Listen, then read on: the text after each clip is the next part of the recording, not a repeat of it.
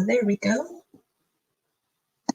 Hi everyone, this is Kristi Warner with eXp Realty. Hope everybody's having a good day today. I'm just waiting for Stacy Johnson with Central Texas Table of Grace to join me.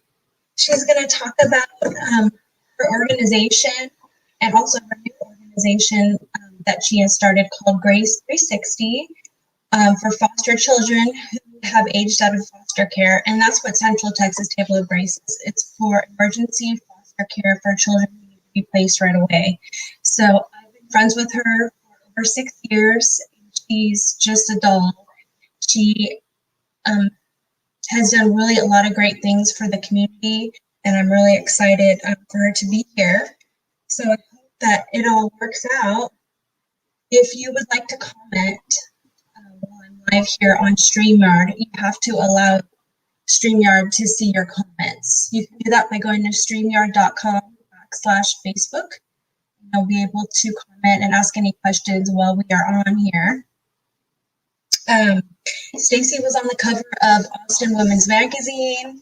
She started this organization, really not knowing what was going to happen, just kind of trusting God and just doing the next right thing. And she's been able to be really successful and help a lot of kids. And I know for me, this is really dear to me.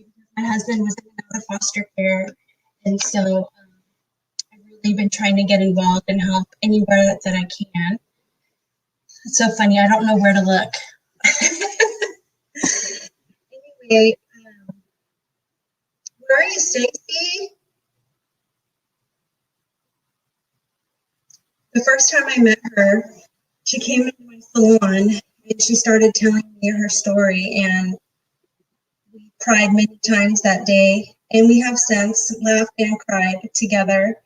And over Christmas, I was able to adopt a child for Christmas and get them Christmas presents. And I wish I could have helped during the snow and get some kids out of there and put them, as I guess they had a big flood and they lost electricity, like many of us did. Thank God I did not. I'm really grateful that I didn't have to do that. But I wanted Stacy to come on here to tell her story and to let us know how we as a community here locally in Texas, and also to all over really, that we can pitch in and help with the internet and digital, like, digital sending with Venmo and all that kind of stuff. So I wish I could see who was on here. This is only my second time doing this, so here we go. Let's see if I can figure out how to do this. Hi, I see Stacy's here. I'm going to bring her on.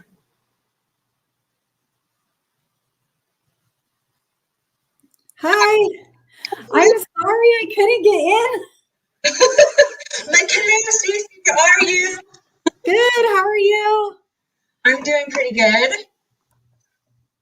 Sorry, I'm all like flustered because I couldn't get in. Okay, I'm okay. You made it. I made it. How are you? Good to see you. It's good to see you. I was just telling everybody how the first time I met you that we just cried when you told me your story. Oh, yeah. Do you know how long ago that was? I'm thinking it's probably been about 6 years. So, did you say 7? Oh, has it been 7 already? It's 6 or 7, I think. Yeah. Yeah, that's what I was thinking too. Yeah. So tell everybody a little bit about what you're doing, because you have 2 things going on right now. Yeah. So I've had an emergency shelter for foster kids for the last almost 7 years, where we take boys and girls age 6 to 17 that are in foster care, and we give them a safe place until a more permanent placement is found for them. And then after doing that for, all this time, what probably one of the most heartbreaking things was especially when they age out in the shelter, at 18, and they just say, well, why can't I just stay here? And well, it's because they're 18. And so we decided to launch a new program, and that started on January 1st of this year, for kids who age out of foster care, called Grace 365. So I'm really excited about that. And in fact, we have our first young adult moving into our apartment tomorrow afternoon. Ooh, so exciting. Yeah. So I'm really excited. So basically, once they turn 18, the state no longer funds them. So that's when y'all are going to step in and help them with an apartment, maybe find a job or. So basically, the way that we get them is that they can sign up for extended foster care, which us doing the SIL is extended foster care. So it's extending those services to them. But one of the problems that I think that I'm trying to help, one of the larger issues is that a lot of these kids don't sign up for extended foster care because they believe that that's CPS, if they sign up for extended foster care, that's CPS or DFPS, as people know, Department of Family and Protective Services, which are the people that took them away from their abusive family or the situation they're in.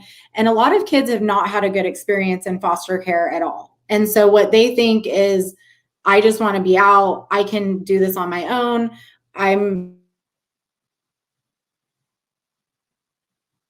Oh, you're frozen.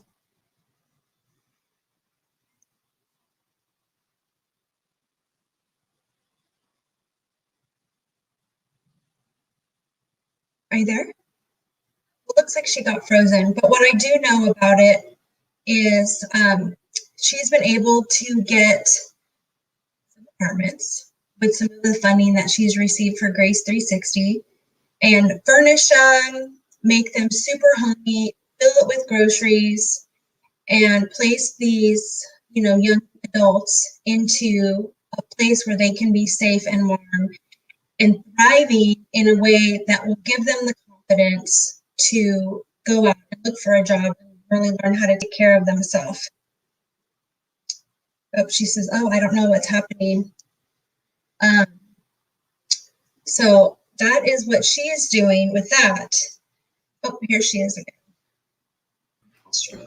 I don't know what happened. It's okay. I think it was maybe your internet because you kind of stuttered and then you went off. I don't know. My internet says it's good, but I'm sorry. I don't know what it's happened. Okay. I don't know what the last thing was where we are at. I don't know how long I was talking. I just kind of told them how, you were able to get some apartments and furnish them with the help of your supporters so that they can feel confident, to go out and get a job. And, they're not living in the car. They're not living in a shelter. Yeah. So you have your first person moving in? Yeah, tomorrow. She turns 18 tomorrow, and we're moving her in. And we just had one of our biggest supporters take all of her friends. They got all the furnishings. They decorated. I wish I had pictures I could show you guys. It's gorgeous. It looks just like, how like in a really nice Airbnb, when you go in the bathroom, there's like that tray and there's like stuff on it. Like they have a big welcome basket and they have all our hygiene supplies and it's like decorated nice. I mean, this isn't like anyone else's first apartment, I'm sure. This is like super nice. So yeah, it's really exciting. I can't wait to bring her and have her watch. It's a complete surprise. She hasn't seen it at all. I mean, she knows she's moving into an apartment, but she doesn't know that it's going to be gorgeous like this and have all this stuff in it. I mean, there's even food there. So that's so exciting. So can you tell everybody why did you start this in the very beginning? So I grew up in foster care and I went into foster care at the age of 2. My mom was an alcoholic and by the time I was 15, I had been in 10 different foster homes. And at that point, I just asked if I could just go to a group home. I asked my caseworker, can I just go to a group home? Because if I do my chores and I follow the rules, like I could just stay there, right? I was sick of bouncing around. And she said, well, I don't know, Stacy, I don't think that's a good idea. A group home, there's a lot of rules, it's kind of like jail.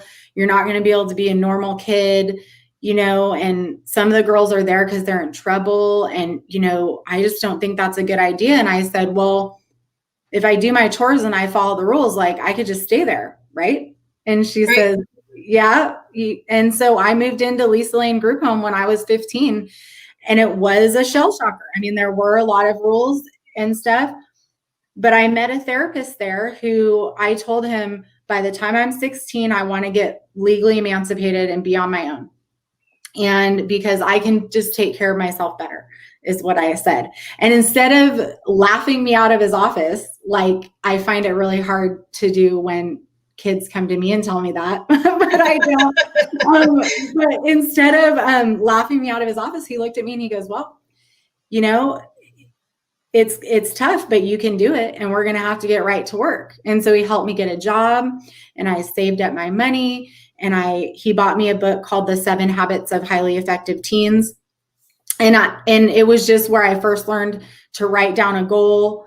And it was like magic to me. It was like I could write down a goal and I could do some stuff and the thing would happen. And it was like magic. And it was like, for the first time, I felt in control. Because in foster care, you just don't have control. Everybody's making decisions for you.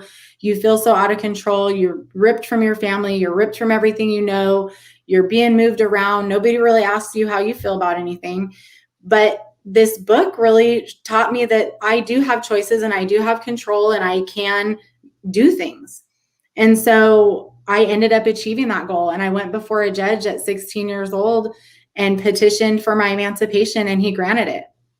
And I've been on my own ever since. And it was sort of like, because I was able to achieve that goal, I'm going to try not to cry, but because I was able to achieve that goal, it's like all the self-esteem that I lost in the foster care system, I gained it back because I was able to see people believed in me, and I was able to start believing in myself, and that I could write down a goal, I could do it, and I can make it happen. And it just helps build self-esteem when you achieve things for yourself. And so I wanted to help other kids see that. So it sounds like when you're really looking for a structure, and then you found someone that was actually going to kind of hold your hand and guide you to give you the tools that you were going to need so that you can reach your goal, right? And so that's what you're doing now with the kids that you have in your foster care, it sounds like. Yeah. And, even our girl right now, it's been so amazing to see, because once she realized that there was something waiting for her on the other end when she turned 18, and I began to kind of share with her the things that we could do for her, she came to us, and she was 2 years behind in high school from where she should be, 2 years behind, failing every class, had been involved in juvenile justice, had had a lot of issues.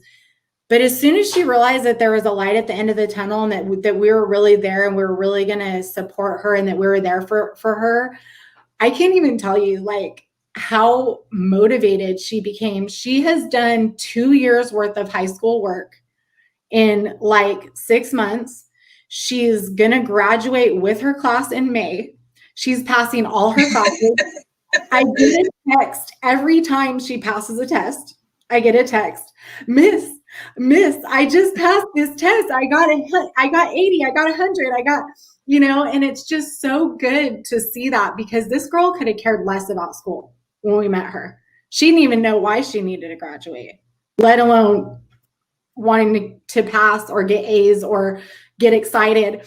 And now we've got her sponsored. We're getting her the big graduation package. She's going for her graduation photos tomorrow. We got a wonderful supporter who's doing it for free for her, for us, and so it's just amazing when you see them succeed. I mean, it just feels all the bad that comes with this job is worth just that alone. Every time that happens with one of our kids, it's just like a miracle. It's awesome. So I'm really excited for her.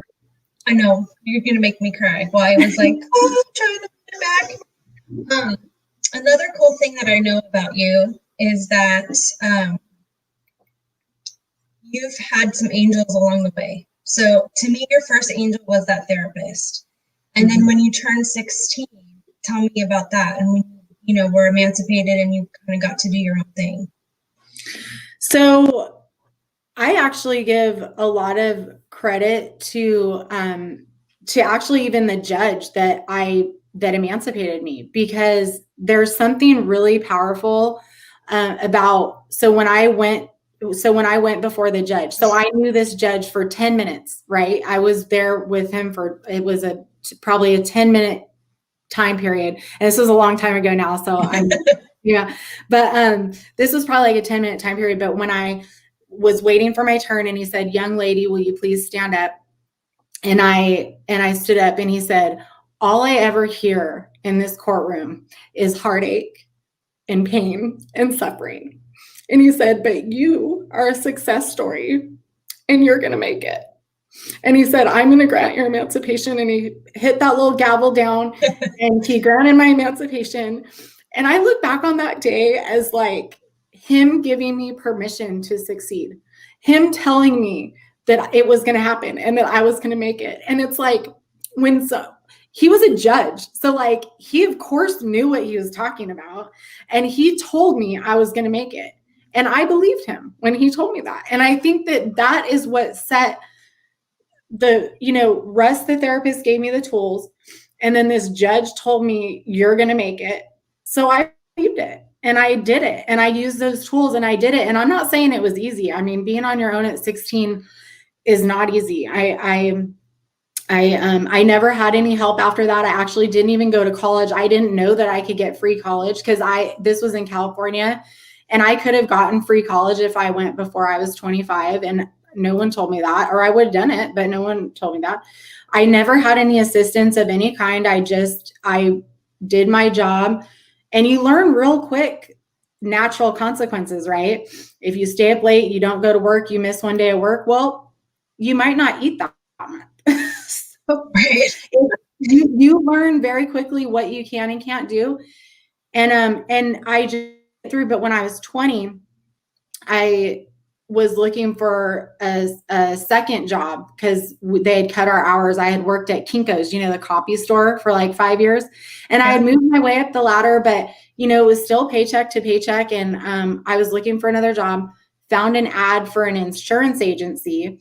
And it said, can make 60 to 70,000 your first year. We'll train the right person, college degree preferred, but not necessary. And it said, "Fax your resume to this number." And instead of faxing it, I just called, and the branch manager just happened to answer the phone. And I was like, "Hi, this is Stacy. I work at FedEx Kinko's. You might even know me." Blah, blah, blah, blah. And he goes, "We need people like you on the phone. Can you come in today?" So I went in, I had an interview with him, and he said, "You're really young." And he's like, "I don't know if my boss is going to let me hire you." I was 20. And he goes, "You don't have a degree." He's like, "Come back and show me everything you've ever done." And it was so funny because I brought all this stuff, and I look back on it, it was so stupid. I had won the academic pentathlon in high school, and I brought the gold medal, like, ooh, high school. I was 20. Who cares? Like, right. I brought my emancipation file, like that, and that I had gotten emancipated. And they did a 2-hour phone interview. And I remember I went home because he goes, "We're going to talk behind your back, and then I'll let you know by 5 o'clock what happened." And I remember I went home, I crawled in my bed, I pulled the cover over my head, and I just cried until he called me at 5:31 and was like, "Welcome to the country family." And I got that job. And his name is Bill Miller. And that man raised me up. I worked at that insurance firm for 8 years. I was very successful. He turned me into a selling machine.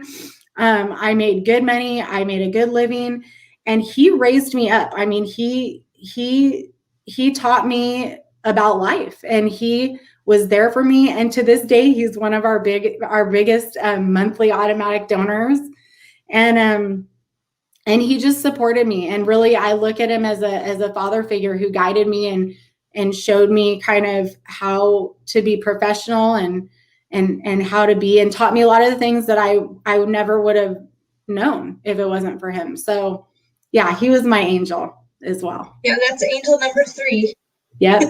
I've got a few, and our kids need those too. I mean, that's where I credit, because they didn't grow up with people and they didn't grow up learning the things that you need to learn to be a successful adult. So who was your angel after that? So I would have to say my angel after that was I'll leave that for the surprise. So I decided when I moved to Texas that I was going to, I wanted to open a group home for foster kids, like the one I was in. And when I moved to Texas, I changed careers because, again, I didn't have a college degree, and a lot of the financial firms here required a degree just to for anything. Right. Entry level, just to get in, you had to have college. Yeah, it didn't matter my history or that I was the top salesperson. None of that mattered. That was just like a baseline. You have to have a degree. So I went into the car business, and I was selling cars at Maxwell Ford in South Austin. And I did really well my first year. And I started thinking about my dream of opening a group home again. And I don't know why, but so I started internet dating also. It was a year after I moved here, it was time to start dating. So I went on a date with this guy. I think it was our second or third date. And I told him about that I wanted to open this group home. And he was like, well, if that's your dream, you should just do it. And I said, yeah, well, I'm a single mom making good money. I can't really do it right now, like open a nonprofit, quit everything. And he was like, no, really, if that's your dream, you should do it. And he kept bringing it up. And then that night he emailed me an ebook called The Step-by-Step Guide to Opening a Group Home. So by the time I had read that book the next morning, I was like on step 5, ready to go. But the big problem was I was in the car business. And I don't know if you know a lot about the car business, but it's a total grind. And I was already a single mom. I was working all these hours. And I was like, there's no way I could do this job and open, a group home. And he said, well, I know someone that knows everyone in town. Maybe you should just have a meeting with him and see, if he knows anyone or knows of any jobs or whatever. So I met with this guy for lunch. And he says, oh my gosh, you know who you need to meet? You need to meet Lisa Copeland. He said, she owns a car dealership, Fiat, and I bet that she's like a woman power, like really cool lady. And he's like, I think I think that you should talk to her. Maybe she could give you like a special schedule or something. So he got me a meeting with Lisa Copeland, and I know you know Lisa Copeland. Yes, I do. So I went to lunch with Lisa Copeland, and I was like, so I want to open a group home for kids, and but I need this job. I'll sell a lot of cars. I promise I'm good at selling cars, but like I could totally do it like just 9 to 5 and still sell a lot of cars. Like, would you give me like a special schedule where I could still, do what I need to do for the group home? And she says, you know what? I think you're going to do exactly what you say you're going to do. And I believe in you. And so I'm going to give you the job. And on top of that, I'm going to on top of that, I'm going to introduce you to some of my friends who might be able to help you too. And so I worked for Lisa for probably almost a year. And she always jokes that I worked for her until she fired me because at the end, like I remember going into her office because she had helped me fundraise and she had given me contact after contact, and things were happening. And then at the end, I remember going to her and saying, well, I don't really know what to do because like, I'm not really sure, like, if I can, it's getting kind of like where I have to do this. It's getting real. Yeah. And I'm like, I have to like probably, do some stuff, and I don't know if I can work and do that. And she's like, no, you can't. So you're fired. I was like, she's told me kind of the same thing. So she's like, yeah, she's like, you're done. You're fine. You're fired. You're done. And I'm just like, okay. I guess I'm doing it. So anyways, and then, we'd be here for 2 more hours if I told you the whole story, but basically that after her, there was just angel after angel. And even if you look at my Facebook, it's like my whole Facebook friend profile is mutual friends with her because she sent them all to me. Like it's everybody. She sent them the angels. Yeah. So, and I mean, but after that, it was just real life miracles, that like stuff that does not happen. Like for instance, because she told me one day, she's like, Stacy, people aren't going to give you the big money until you have a building. Like you have to have something to show, because I had a business card and a website and a big dream, but I didn't really have anything yet. And she goes, you got to get a building. And I ended up getting in touch with a realtor who introduced me to this landlord. And after a 15-minute meeting, this landlord tells me, so what do you need? And I said, well, this building would actually be really perfect. I said, the only problem is that it doesn't have any showers. Well, I don't really have any money. And he goes, okay. And I said, but once the shelter, I said, it can take almost a year to get licensed. And once the shelter opens, there's money when we have kids, but I just don't know how I would, have the building for a year. And, and he goes, well, how about 6 months deferred rent and 2 months free? How does that sound? And I said, well, I think I could do it if I had that. And he said, well, God told me this was your building. And when God tells me to move, I move. So, he's like, but I'm not prepared to do a $50,000 remodel on the building for free. He's like, so you're going to have to figure that out for the showers. But he's like, if you figure that out, he's like, just give me 30 days notice and this building is yours.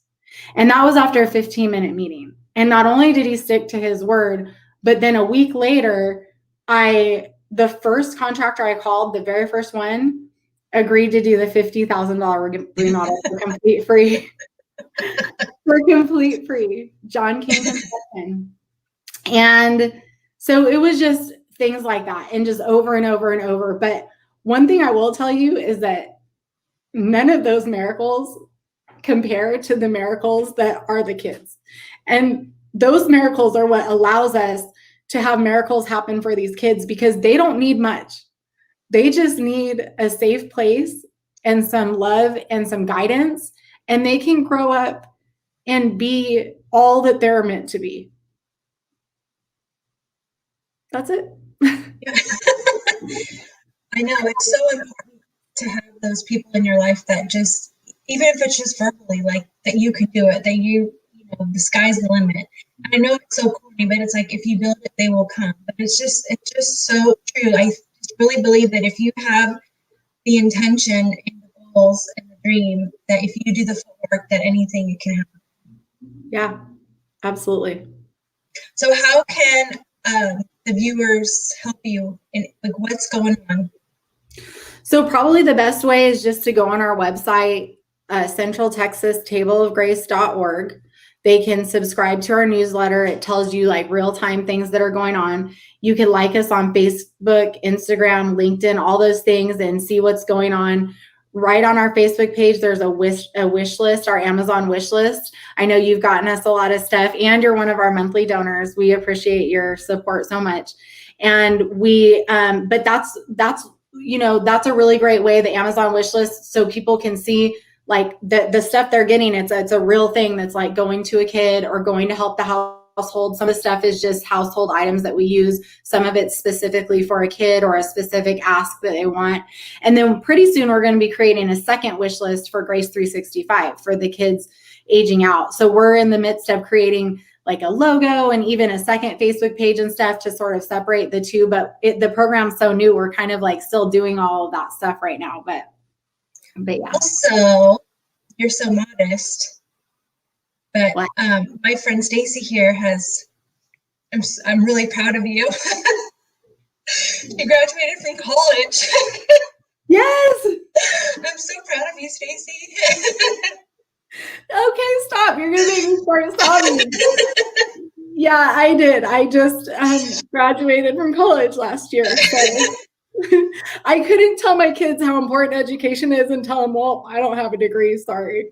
So I had to do it. I've always wanted to do it. So I did it. And I have my bachelor's degree in public administration with a minor in social change. So that's amazing. The next question, because I know you're so busy and have so much on your plate, is when are you going to write a book? Everyone asks that, and that's on my list too. But like, I don't know. I don't know. I can't even think about that right now. But I know I need to. I was doing a lot of speaking, and that's what everybody says. But then coronavirus, so I should have wrote my book during coronavirus. I had a little bit more time, but that's okay. You were busy finishing your degree. Yeah. Well, I know it will come when the time is right. Yeah. Well, thank you, Stacy, so much for coming here today. You know how much I love you, and I know how much you're doing for the community, and I just think it's an amazing cause, and I will support you as much as I can. Well, you have been one of my strongest supporters, and you've been there for me since forever. I mean, I've known you like almost as long as I've known my husband. Oh, I forgot to tell you that, yeah, the guy that told me to open the shelter, he's my husband. So I kept him too. But you're amazing, and I appreciate all your support. And thanks for having me on. I love you, and I know you're going to do great with all your new endeavors, and I love you to pieces. I love you too. We'll talk to you soon. Bye. Bye.